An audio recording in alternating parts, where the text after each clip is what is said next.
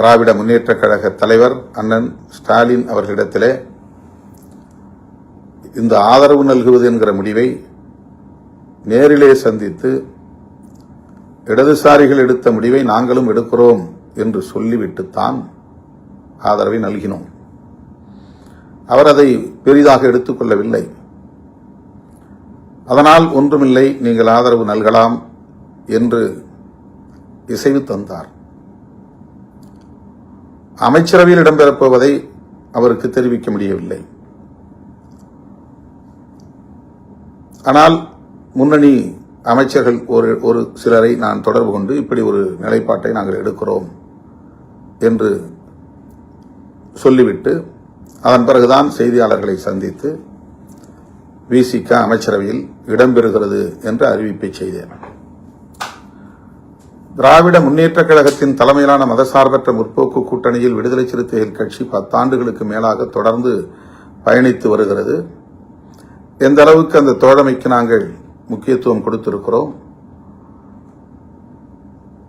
எந்த அளவுக்கு உற்ற துணையாக இருந்திருக்கிறோம், அந்த கூட்டணியை பாதுகாக்க வேண்டும் என்பதில் எங்களால் ஆன பங்களிப்பை எவ்வளவு செலுத்தியிருக்கிறோம் என்பதை திமுக தலைவர் அண்ணன் முத்துவேல் கருணாநிதி ஸ்டாலின் அவர்கள் மிக நன்கு அறிவார். அன்பு இளவல் மேனாள் துணை முதல்வர் உதயநிதி அவர்களும் நன்கு அறிவார். சுற்றி இருப்பவர்கள் ஒரு சிலர் நன்கு அறிவார்கள். ஆனால் அதையும் தாண்டி நாம் எடுத்த இந்த முடிவை திமுக தரப்பில் திரு ஆ ராஜா உட்பட பலர் விமர்சிக்கிறார்கள் என்கிற போது சற்று